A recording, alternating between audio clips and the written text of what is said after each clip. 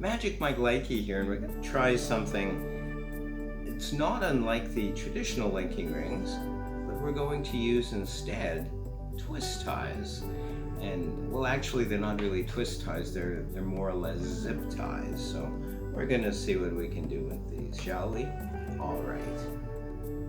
They sure don't sound like the traditional linking rings, but let's see what we can do. It's a little bit tricky there, but I think we've succeeded in doing it. Wow.